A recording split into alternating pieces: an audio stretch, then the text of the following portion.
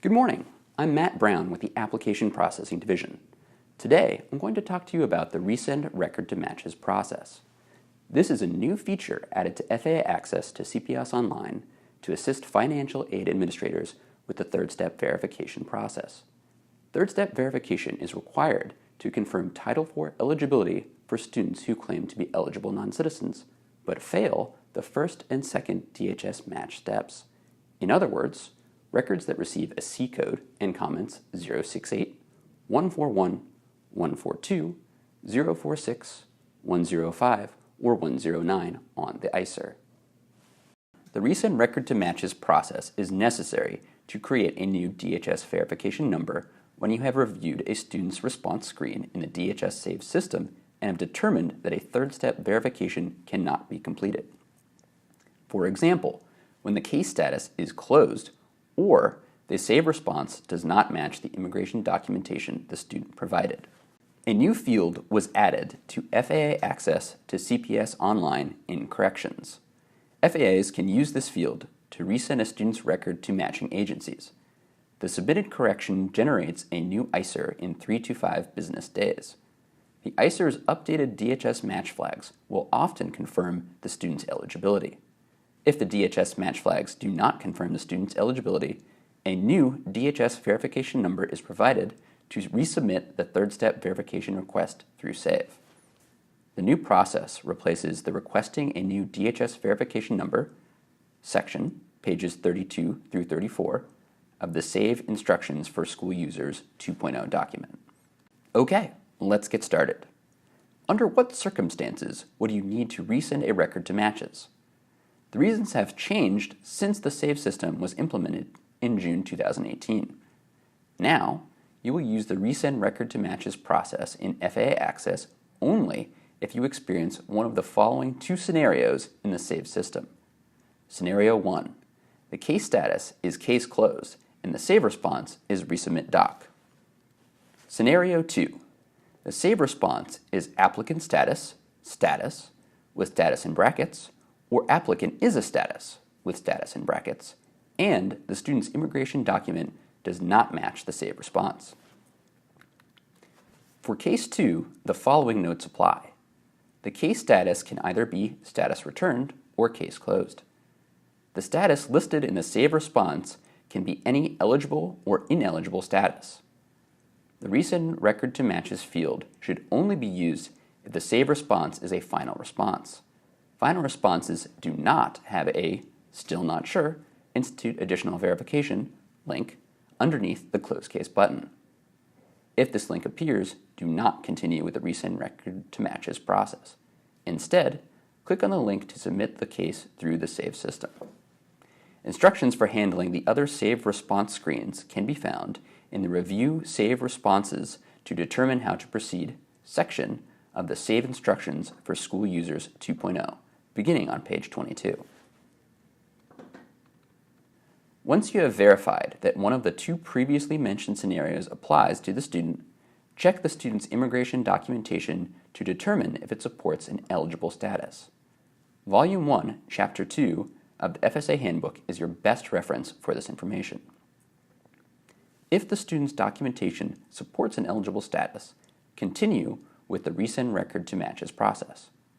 If the student's documentation does not support an eligible status, do not continue with the Resend Record to Matches process. As the student is ineligible, the student's status will not change in Save. Third-step verification is not required if the student's documentation supports a U.S. citizenship status. If the student has a certificate of naturalization, a certificate of citizenship, or evidence of citizenship of the freely associated states, do not continue with the Resend Record to Matches process. Instead, make a copy of the student's documentation for your records and use this ICER to continue processing the student's Title IV aid. After you have verified the student's documentation, check the student's ICER data. Number 1. Confirm that eligible non-citizen appears in ICER Field 14, Student's Citizenship Status. Number 2. Check ICER Field 15, Student's Alien Registration Number, ARN, against the student's immigration document.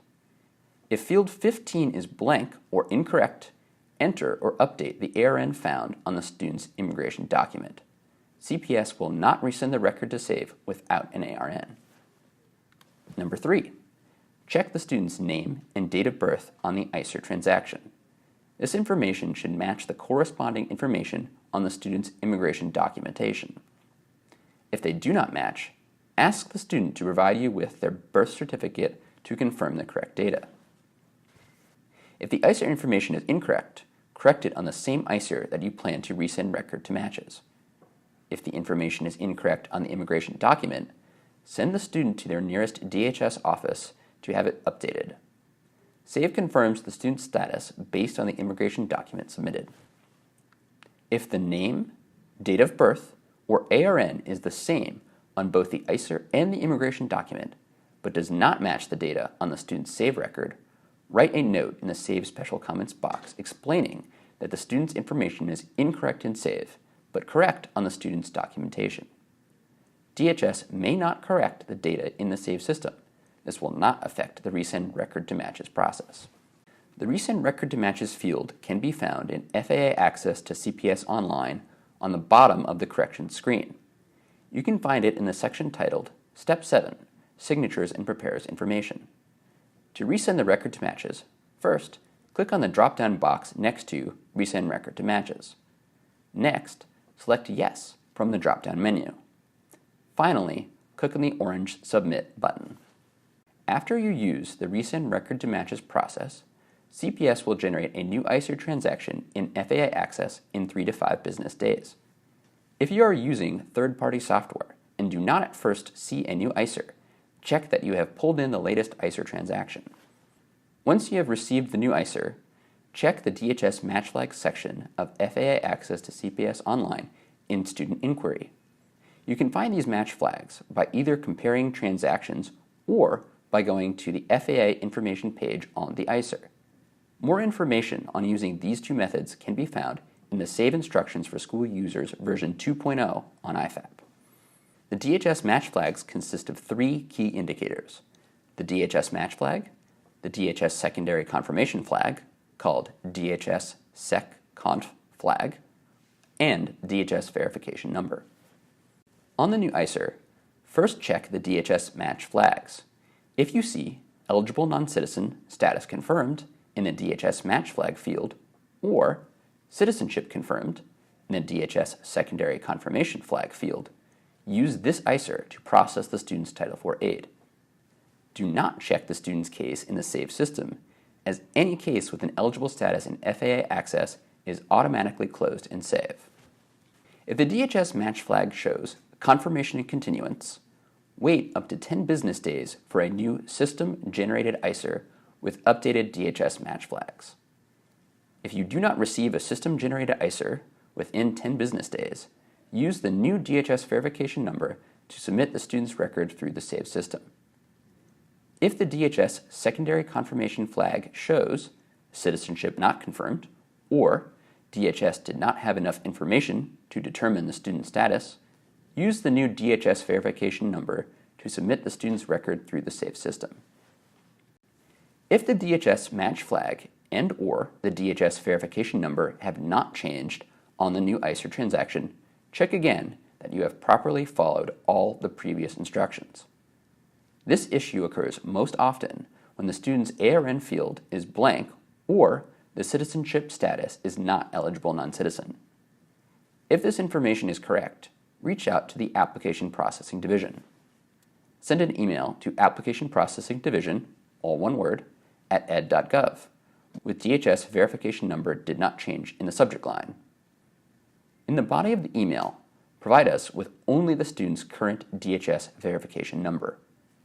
DHS verification numbers are not personally identifiable information, PII, and do not require encryption. Never send PII, such as a date of birth or social security number, unencrypted over the internet. As an alternative, you can call the Application Processing Division at 202-377-4600 and leave a message with your name, your contact information, and the student's DHS verification number. I hope that this gives you a better understanding of when and how to use the Resend Record to Matches process. Both this video and the corresponding slides can be found on the U.S. Citizenship and Eligible Non-Citizens information page on the IFAP website.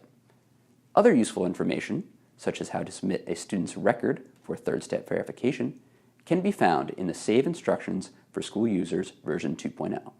Thank you for watching.